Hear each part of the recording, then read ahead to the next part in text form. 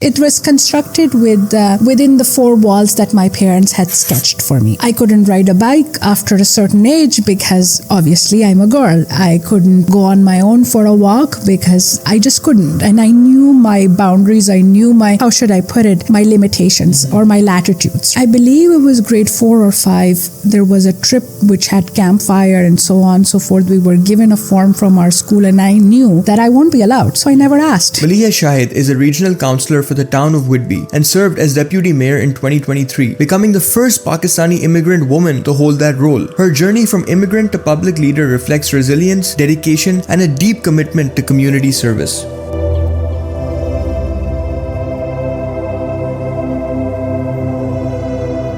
Maleeha, what path did you choose? Oh my God, Umer, I chose a lot of paths. Which one do you want to hear about? Tell me all of them. Well, in the early journey when I started and I knew that I wanted to work in the Canadian system, have my footings and so on and so forth, I knew I was a people's person and I knew I wanted to help. And real estate attracted me in a way where I thought that this was something that is very close to me. After perhaps a lot of us people think that we bought our house, maybe we could help other people buy our house, buy their homes, right? So real estate is what my career is and what I started with, and that's how I started the journey of helping people, of making them make the biggest decision that they were making in their lives of choosing their home, right? And that's what the path I chose many, many years ago. And then came other things, and then came my public service piece and many other pieces that we will be talking about. But that was the path that I chose almost 19 years ago. Wow. Yeah. And just for more context, you weren't born here. No. You immigrated here about 20 years ago, 20-something years ago? Oh my God. I moved here to Canada in 2003. 2003. It's 23 years now. Yes. And obviously you grew up in a country like Pakistan in the 80s and 90s. Wasn't very nice to women back then. It was pretty tough living there. And as somebody who's lived there, as a man who's lived there, it's very different. But what was life like before you moved to Canada? So it was constructed within the four walls that my parents had sketched for me, right? I couldn't ride a bike after a certain age because obviously I'm a girl. I couldn't go on my own for a walk because I just couldn't. And I knew my boundaries. I knew my my limitations or my latitudes, right? So I believe it was grade 4 or 5. There was a trip which had campfire and so on and so forth. We were given a form from our school and I knew that I won't be allowed. So I never asked. I knew my limitations and that's what it was. So that's how it was. It was rooted in values. It was very well family centric. And although my mother did let me learn French, did make sure that I have some sort of, I don't know, how should I pursue it, skills other than grooming me as a housewife. So she did try that. And I was in a very reputed school back then, just before I had gotten married, and taking a degree in fine arts as well, in textile designing, basically. I was pursuing that, but in the middle of it all, everybody decided she needs to get married, and that's how it happened, right? Yeah, the Pakistani way, as they say. The Pakistani way or the Eastern way, however you want to put it, right? And then you move to Canada 2003. Obviously, I'm sure it was a very big culture shock, and you were alone with your husband at the time. You were newly married around that time, so getting to know him, getting to know a new country, building from scratch. What was that like? You know how we are raised back home in the 80s, 90s. We were rooted with watching Friends and Knight Rider and thinking that we've figured the Western culture out. So in my head, that's how it was, right? Coffee shops, going for a walk. But it was much more than that. And the way it was much more than that is because when I moved here, it was a cultural shock. Is not only Maleeha is now able to be independent and make her own decisions, but she has to care for a home that she never did. She has to cook and clean. And not that my husband said these are your boundaries and that's what you did, but that's how I was raised. When you get married, this is what you need to do, right? And that's exactly what I was struggling with. I had this whole independent idea, okay, so when I get up in the morning, I don't need to make myself breakfast. I could just go out. There's second cup on my left, and on my right is Tim Horton. Just grab a coffee and go explore. And that's what I did day after day, because I just thought, okay, now free will, let's exercise it, right? So yes, it was a culture shock, because what I saw was a Canada which was very inviting. I moved with my husband where he used to live in Midtown Toronto, and everybody was like, hey, how are you? Or opening the door for you, or everybody was friendly. And that was a huge cultural shock, because back home it was about stranger danger, right? Everybody was a stranger and everybody was looked at with a judgmental tone. Here, nobody looked at me like that, or at least I didn't feel it, and people were friendly. So that was a cultural shock for me, that taking transit, taking a subway train anywhere or a bus or walking with free will was something of, a cultural shock perhaps. Yeah. And then did you start working right off the bat, or was it a journey of kind of, one, settling in, and then two, realizing that your job is not just limited to the house and maintaining the house? I had no limitations. I could do whatever. I was never said that go get a job or do this domestic things. We lived in we still do, in a cordial manner where, it was, you're my wife, let's have fun, let's build a family together, let's build a life together, and that's what it was. So I was not constrained in any ways, but I guess it's about what is instilled in you, right? Since you're raised a certain way, and it was the obligation that were instilled in me, right? And that's what the pressure I felt, not that I was put that pressure on from someone who I was living with, but it was a pressure, unknown pressure that I felt, that this is what my mom had told me all my life. That's what she did, and that's what I have to do, kind of a thing. Yeah. And it's hard for a lot of people to break away from that as well. Like I see a lot of women, even actually it's not just limited to women, but men, we have these prerequisites that are set before we even move to a country like Canada or America. And breaking away from that almost feels like you're doing something illegal. But once you do it, you start realizing a lot of things about yourself. And I want to go on to that a little bit. What were the things you realized you truly wanted out of life when you moved here? Well, and this is what I mentioned in my book as well, Umer, and you've read that book. I talked about the fact that people put limitations on themselves, right? People we have this preconceived ideas of that's what it is, right? So, in our early days, I just used to tell my husband, I just want to be happy. Just make sure I'm happy. But then we learn happiness is not up to someone else. Happiness is a very personal thing that you have to decide whether Maleeha or Umer wants to be happy, right? And that's exactly what it is. And you learn it the hard way, right? You cannot put your expectations in someone else's hand, and one should not. My happiness is very much dependent on me, or should be dependent on me. Whether going outside and going for a walk makes me happy, or staying at home and making a meal or reading a book or watching TV makes me happy, that's completely a very personal thing. And imagine if we put our happiness in someone else's hands, it's disappointing. Why would you give anybody a chance to disappoint you? Right? Yep. That's what I have learned in my 2 decades of living in Canada, is growth comes when you want it to come, and when you realize that things are pretty much in your hand. And long answer, but I'm going to conclude with this particular question is, Canada gives us the privilege to think on our own, puts the possibilities in front of us. Now it's up to us what length we will climb and where we will go. And I think I am a huge example of that. As I increase my limitations, my my thought process grew, my ideas expanded, and my growth process started with the idea that whatever I do, it's my responsibility. The world is your oyster, and then you do what you should be, or where your limitations takes you. Yeah, I love how you put that, and it's also a matter of taking accountability of your actions. Yeah. And I think a lot of people don't do that. And the way you put it, Canada gives us the privilege. A lot of us don't realize we have the privilege until it's gone. Yeah. And I think the best thing that the both of us have going for us is we've seen what lack of privilege looks like. Yeah. We've seen what lack of resources and, like you said, lack of basic, like the things you require looks like. And now that we come to a country like this where, it's not lack of infrastructure, it's an abundance. You can do whatever it is you want.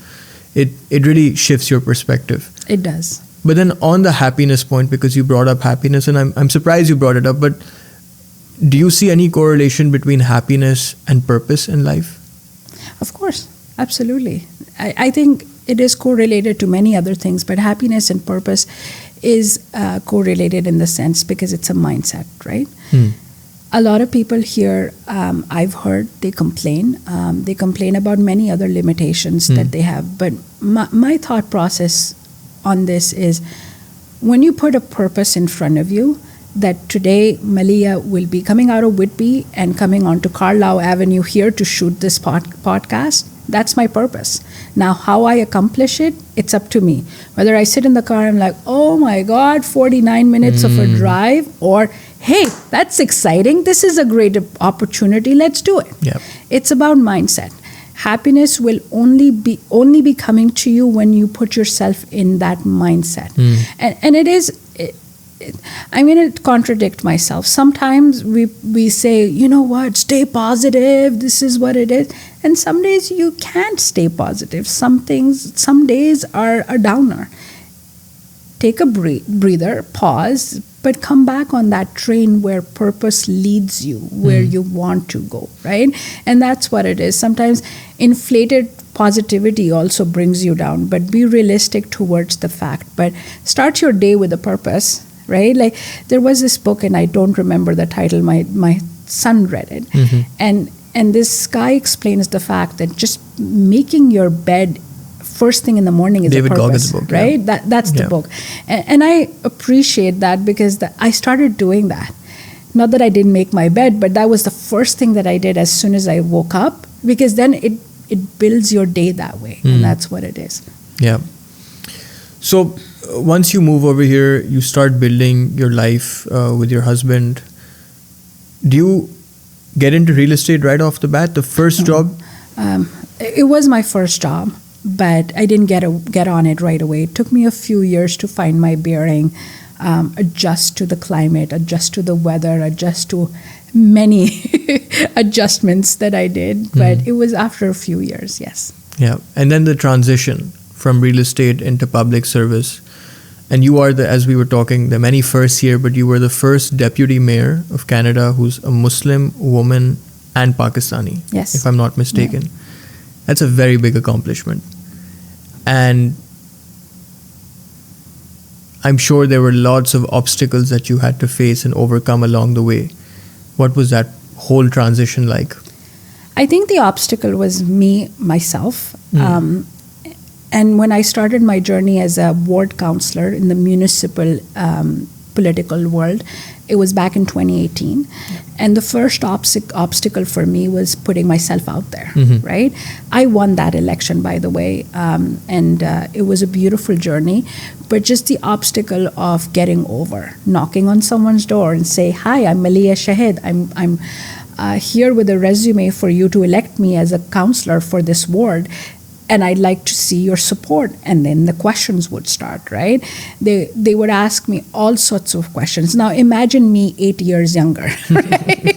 So, and then by the time I had knocked so many doors, I had lost a lot of weight and I had a ball cap on, and people thought this is some young woman who's trying to get their vote. And I heard all sorts of questions: who you are, where you came from, what do you do, and so on and so forth. But it was a beautiful process of going over that obstacle of introducing yourself to that ward, in that ward to 20,000 people, right? And knocking on every door day and night, and putting yourself out there, putting myself out there was something of an obstacle, and I overcame that. And people really, majority of people, that's how I got elected, received me very nicely. Most of the people received me very kindly.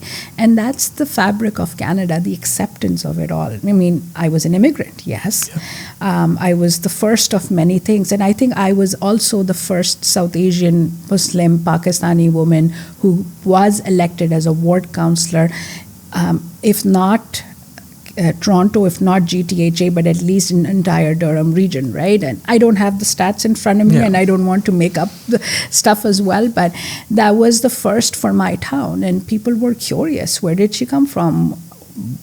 What is her background? Does she have a family? What is her why?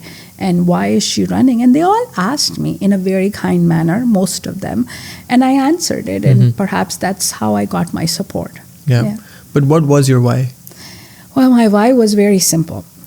In the neighborhood that I lived in town of Whitby, because it was a new subdivision, there wasn't any sidewalks or a traffic light, and I was advocating that.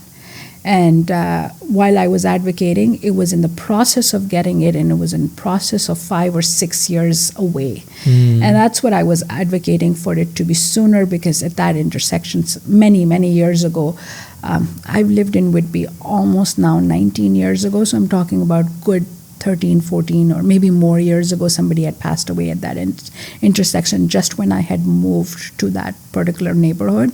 So I was advocating for that. So when I moved into my new home that I live right now, and that's where I started my municipal political journey, I was like, okay, you know what? I'm going to be the councillor. I'm going to advocate it. But I learned a lot from that, of how the advocacy is done and how the budget process works with bringing an intersection into making it safe and so on and so forth. So there's a lot of learning and overcoming the obstacles, which we can be our own obstacles, the self-imposed right? obstacles, yeah. And then, a lot of us, we want to take on really big challenges, and, we're motivated in the moment. For example, somebody passed away on that intersection, and you took it upon yourself to do something about it. Now, I do see a lot of people doing that, but they never see it through. In your case, you saw how overwhelming and intimidating it was to be a public servant, how many rules there were, how many obstacles, as an immigrant, but you still stuck with it. So there had to be a larger than you why for it, right? I don't think it was just limited to that intersection. Like, how did you see the long-term vision of, I wanna serve my people? That was my only why. Yeah. To be very honest, I talk about green lights in my book, and in that, it is a book by Matthew McConaughey, and he talks about the vision was simple, right? For me, the vision was simple: public service. I want to help. I want to be a resource for someone's to overcome their obstacle or help them out. Simple. Where I am at, those things were like green lights. They came towards me, and I started embracing them. And that's what it is. Where I'm going to land, I don't know. But the idea is, Umer, when I started my real estate career, I did not know that ever if I want to have a political life.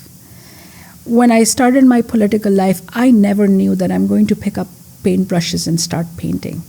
I've never painted in my life, but I started it. When things got a little heavy and world started spiraling, I picked up my paintbrushes and started painting. I never painted to sell my artwork or donate my artwork. I painted for myself, right?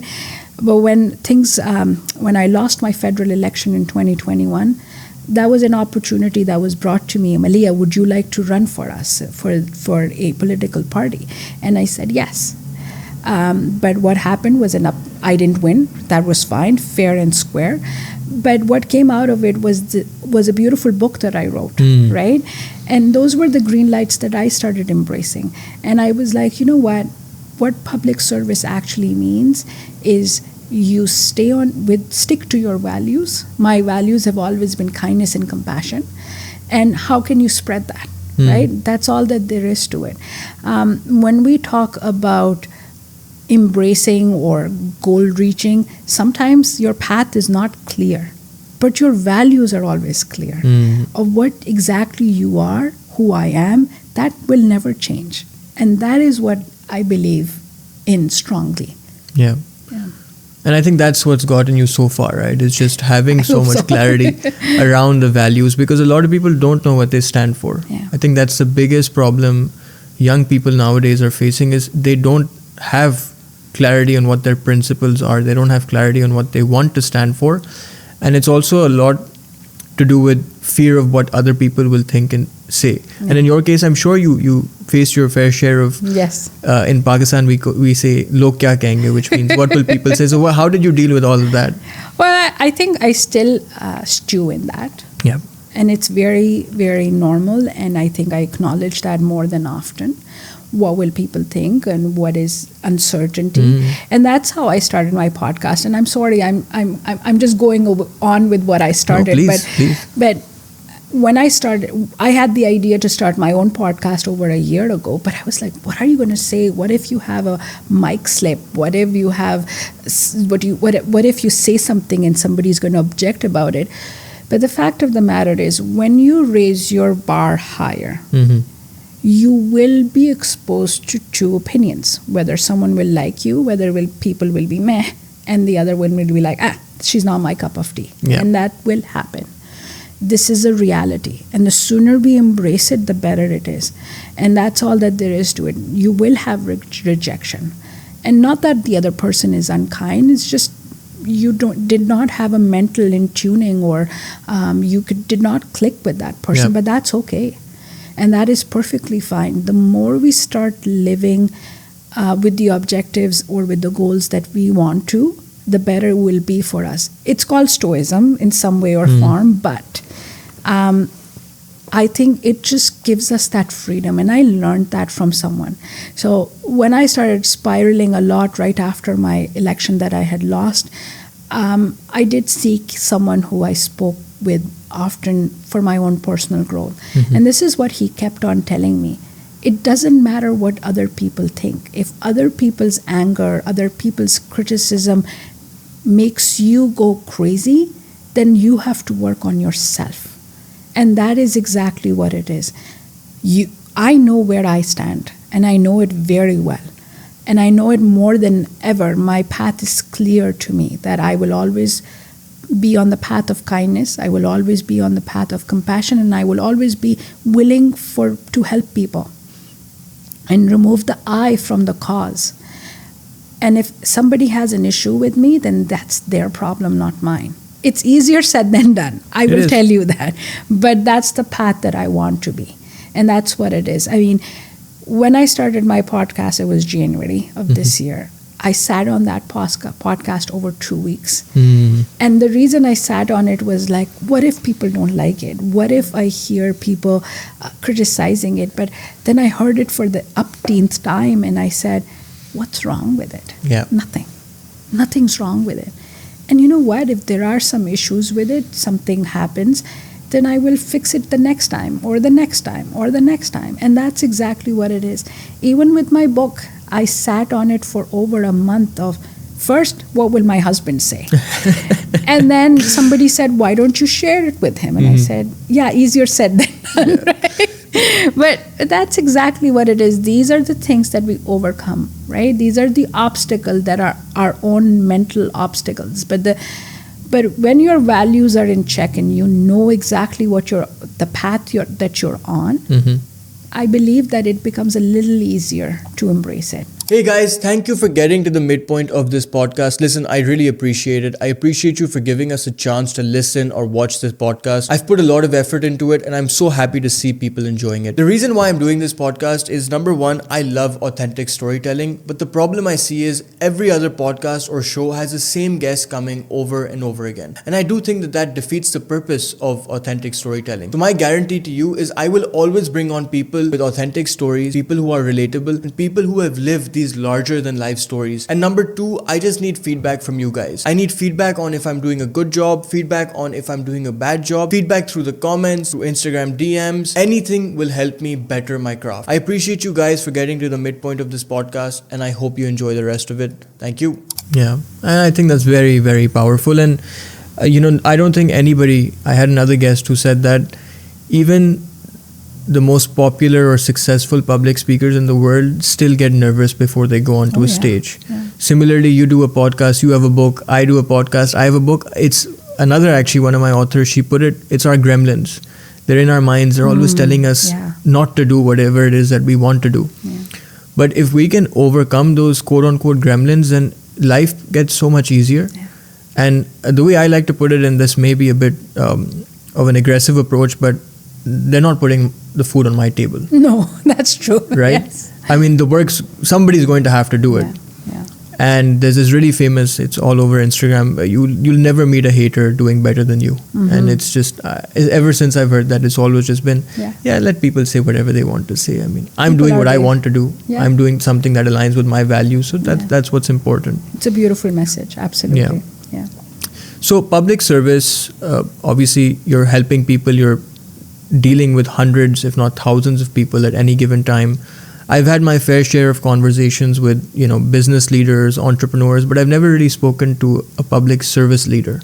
What do you learn from leadership when you're dealing with your constituents, part of your, Well, it is a continuous learning that I could tell you. And you learn from your constituents quite a bit. And it is about embracing these Canadian values, right?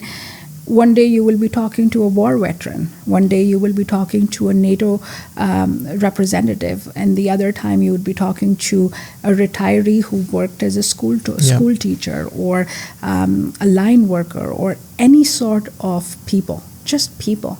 And the diversity of people is just absolutely beautiful, right? I learned from my mayor. I learned from my councillor colleagues. I learned from a lot of people, right? When I mentioned this in my book as well, and I think that's important to mention. When I had first got elected in 2018, there was a project of 12-story building for a seniors residence, and that came to me. Some of my colleagues were opposing it, and I brought it to my mayor and said, "What do you think I should do?" Mm-hmm. I mean, this is like some people are not agreeing with it, and some people really think that this project is awesome. And my mayor said, "Maleeha, this is not that serious. It's not like matter of life and death. Do what you want to. Go and think independently," right? And that pushed me to think about all the agenda items that we had on council, to think independently, make my mind on the same values that I have. Is it a good project? Will it help people? Will it is suitable for our town, and so on and so forth. The other thing that I learned from my current mayor is the 24-hour rule. If you're spiraling and you really feel the urge of responding to a Facebook message that is really raveling you, take a break, sleep on it, come back after 24 hours. And these are the kind of messages that, or these are the kind of things that you learn from each other. I have a colleague who really has honed over English language. She is a lawyer. Mm-hmm. So if she wants to tell someone off on council, she puts it in such an articulate manner that the message gets where it needs to, and no boundaries are crossed as well. So I want to learn that. Right? That's what it is. So life is about learning, and I think you, me, or anyone who's on the path of growing or path of being on your highest sage level is when we are always learning, right? I will learn from you regardless how old you are, and so on and so forth. And that's what it is. I learned from my 15-year-old who came with a message once and saying that my teacher wants me to bring solutions. And I said, "What do you mean?" And he said, "My teacher doesn't want me to bring complaints. She wants me to bring solutions." And how beautiful is that, right? Like if we start with our day with complaining, "Oh my God, Maleeha, you have to go here, here, and here," or "Maleeha, here's a solution, here's your agenda, this is how you're going to execute your entire day." And that's how I think we need to perceive our life as well. That's how we need to have the plan for our entire life sketched out, knowing that things are going to be uncertain. Yeah. No, and I like that. You have to be solution oriented, and also there's a lot of people have this higher sense of pessimism, and I don't think pessimism in itself is a horrible thing. I think you have to be somewhat pessimistic. You can call it realistic, you call it what you want, but having an optimistic outlook to life makes things much easier. And then actually this leads me to my next question about faith. What role has faith played in your career and in your life in general? Our faith grounds us, right? When we know that we are on the path of kindness, we are taught kindness by our faith. I'm a Muslim woman, and that's what it is, right? Our faith is not restrictive. Our faith is not rigid. I think the rigidity comes from somewhere else. I truly believe on that. Our faith has always shown us kindness towards everyone, and I believe that, and our faith empowers us, both men, women, and everyone. Absolutely. And any restrictions have come are from outside of it, are from people who have not understood our faith, and I believe that. When I say that I came from a country called Pakistan and I was raised with restrictions, that is not about faith. That's a cultural thing, and that's what I believe in. Yeah. Our faith teaches us a lot of things, right?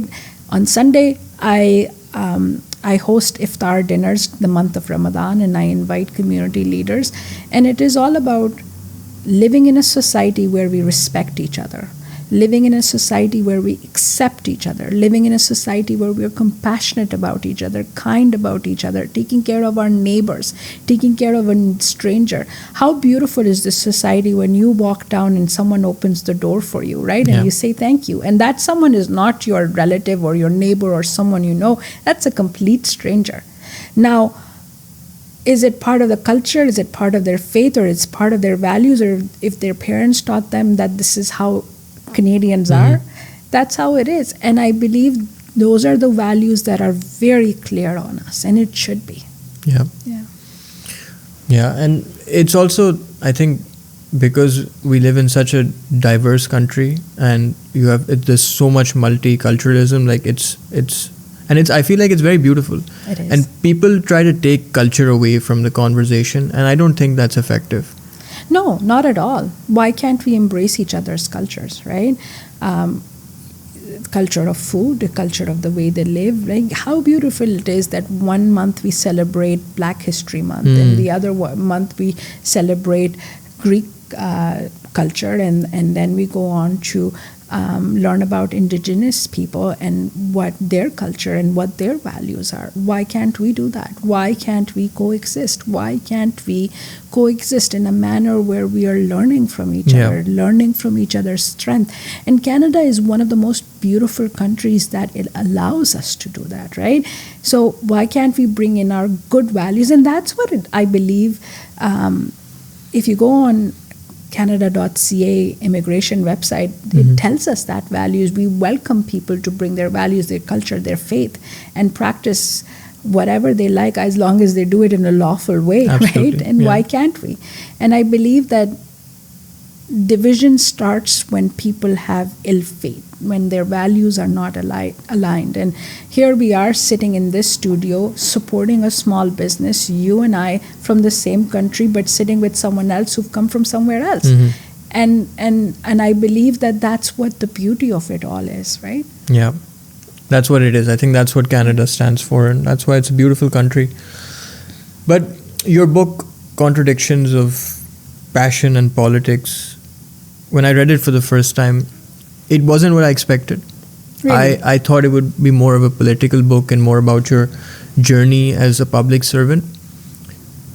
But I was taken by surprise based on a couple of stories. I want to specifically talk about one that made me laugh quite hard, but it was about your mom and how she got angry at you when you brought up the story of the boy. Yeah. And, it just reminded me of back home. But the reason why I bring it up is you talk about your values and how firm you are with your values and beliefs, but that had to have come from somewhere.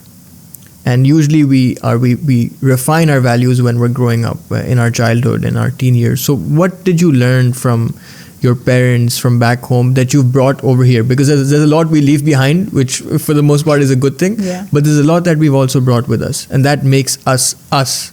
So what have you brought back home, from back home? You know what I learned from my parents was the power of giving, right? They always wanted to give back. They always wanted to help someone. They were always ready. Okay, this person has come with a need. Let's help them. Nobody questioned of the fact that this person really needs it or not or what have you. It's like, okay, this person has come with a need. Let's help them, and that's what I brought with me, right? My mother never said, let's look at his story, let's verify the story and so on and so forth, whether this needy is coming from some other concocted stories that they made. No, that question was never asked. It was like, okay, you need something, you'll get it. We will help you. We will do this. And that is a beautiful thing, right? I'm sure that is for a lot of people, and I'm 100% certain, but that for me was very personal. And that's how I was raised. That's how I was told that those were the stories of my ancestors as well, right? They never stopped shy to help anybody. If they wanted to give a hand or if they could, they always did. And that's how it is. Let's say if we are driving on one street in the city that I was born in, Karachi, if somebody would have an accident, my father would stop and ask them how they are or how they could be helped.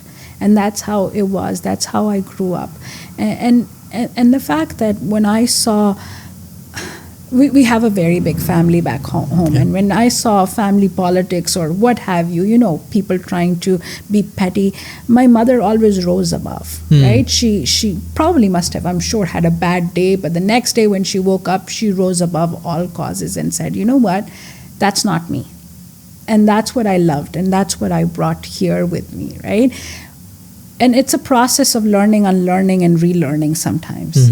And it is not simple.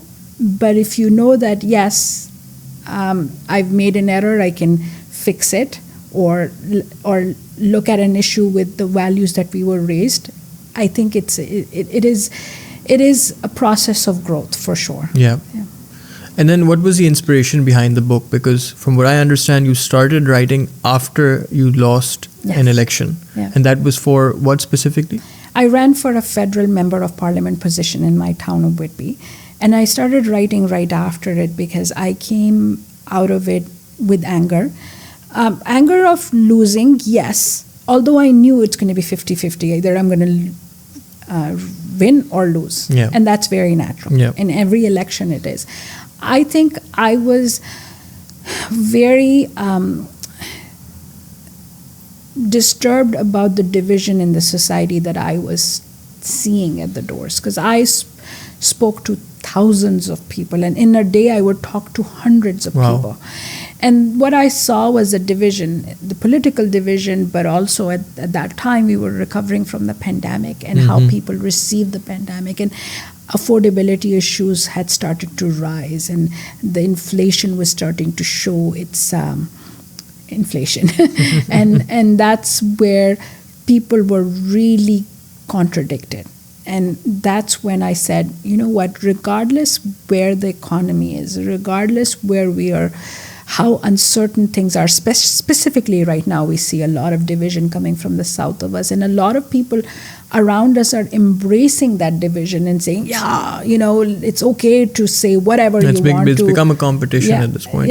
So I think the message of the book I wanted to share was, the more that we ground ourselves in self-love, of the fact, not in a narcissistic way, but in the way that, Maleeha, I know myself and I love the way that I conduct myself. I know my values.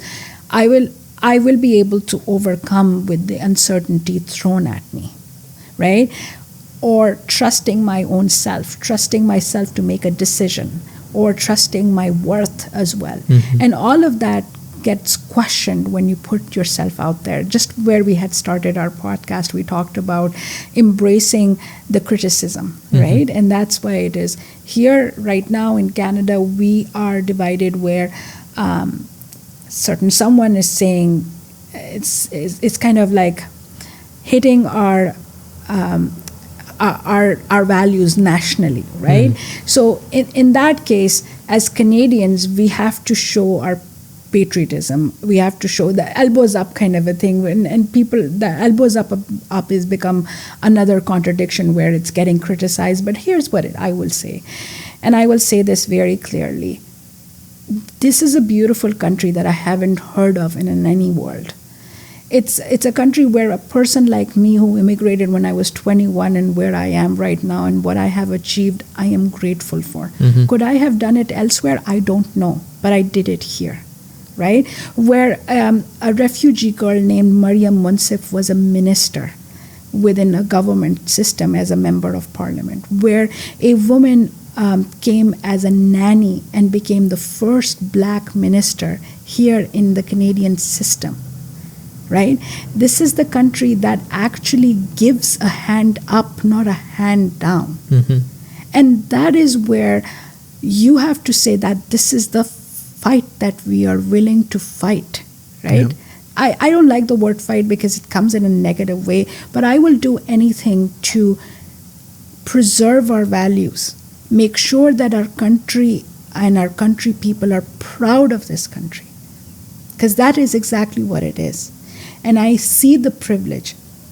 Could Maleeha Shahid have done what I have done right now, no matter how small or big my contribution are for myself or for what I'm doing in another country or back home? I don't know. I was not tried and tested. I'm tried and tested here. And yes, these are the people who voted me in. These are the people around me who've empowered me, right? My neighbors, you talked about what values did I bring, but what values did I learn? My neighbors that I used to live with, they shared the values of Canadian values to me. They were the ones, when we moved out here, they used to shovel our driveway. They used to teach us things that we did not know as new homeowners, or what needs to be done in order to be proud homeowners, right? And they showed our kids love that perhaps we didn't have any family anywhere to be seen for many, many years. They showed our children that love. And that's exactly what it is. And that is what is worth preserving, 100%. What's your favorite story from your book? Oh my God, I have too many. Boy. I think I shared my mother's story of when I had said something out of frustration that had come out of grade 7 or grade 6. That is a great story of a mother's protectiveness or a mother's fear for their children, and that is a good story. But another good story is when I snapped at my husband when I had moved, and I said, whatever. Yes, that's the, oh yes, I really laughed quite a bit. And that is a story I still enjoy, because you think you've watched Friends and read a couple of Cosmopolitan or Teen magazine and you've got it covered. It's not like that, right? Yeah. So in all honesty, right, I feel the fact that you and I are sitting here talking about the book or life in general, but isn't it beautiful that we could do that, right? We could exercise the free will of just talking about life itself, right? Yeah, it is. It is, and when we allow ourselves to be ourselves, that's what makes all the difference. And when we break away from the judgment, from the criticism, from the naysayers, it makes life much easier. Yeah. Given everything we've spoken about, what do you say to the new immigrant coming to this country? What do you say to the young woman who's coming here, who has a lot of baggage, a lot of things that they may have to unlearn or learn, whatever? What do you say to that person? Stay aligned with your values, show kindness, show compassion, but show it to yourself first, right? We become hard on ourselves first, right? And yes, right now, affordability is an issue. Right now, you do not get that basement apartment for less than $1,000. You don't do that. Those were the times that I had moved in. Yeah. But it is still a country where you can work hard and rise. It is still a country where you can empower yourself. Go to school at any age. Learn something new. And that is the country that we live in. There is no judgment. Really, there is no judgment. I started university again 2 years ago. I'm 44 now, right? I graduated in October. If I could do it, and I don't have there's nothing unique about what I have done or who I am. If I could do it, anyone can. And that would be the thing. There is a book called Hope for Cynics, right? We can be cynical. Our saboteur pushes us down. But we can come to that sage value where we stop judging ourselves, where we stop demeaning ourselves. Look, stop putting limitations on yourself. It took me a few tries to get my driving license. Do I drive perfectly? No. But I drive, right? It took me a while to understand many things. I had fear of writing. I had fear of speaking. And those are the fears that I've overcome by encouraging myself to take one day at a time. And these fears are self-put on fears. We put these fears for ourselves. Our saboteur brings us down. And that's where we need to elevate our sage, by being kind to ourselves, by being compassionate to ourselves. And that's how we do it. But while you do that, stop judging others either. We have no place of judgment here. Yeah, give a hand up, and if you can, sure. Absolutely. Yeah. It's the thing, right, where we're investing so much of our energy on other people's business, where we can instead use that energy on ourselves. And like you said, it all really starts with us. At the end of the day, if we want to achieve whatever it is our heart desires, as long as we believe in ourselves, that's what makes all the difference. But then the one thing I want to really speak about is success.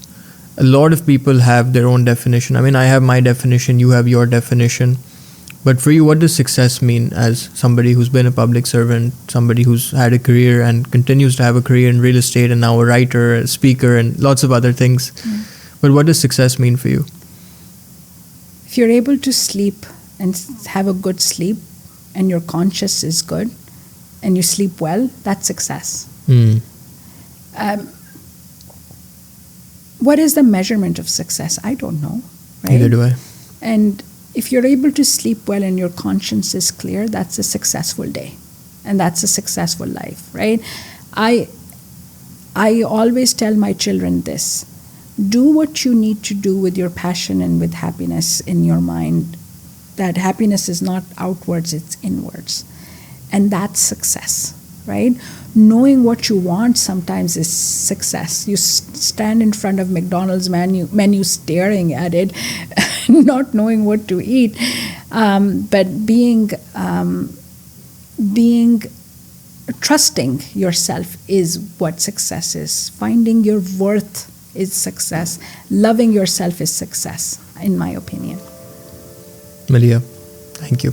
My pleasure. Thank you so much for inviting me.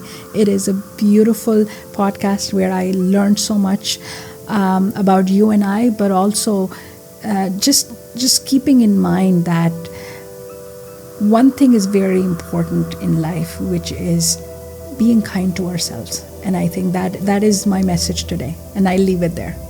Thank you. Awesome. Thank you. Really appreciate it. I believe in this world of uncertainty where news and the world brings us down.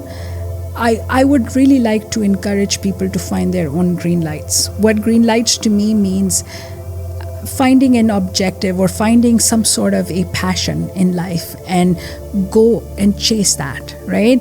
And your passion does not have to be one. My passion is to make sure that I bring some sort of worth to my work. I bring happiness to other people. If somebody has asked me for some help, I try to help them or show them some possibility.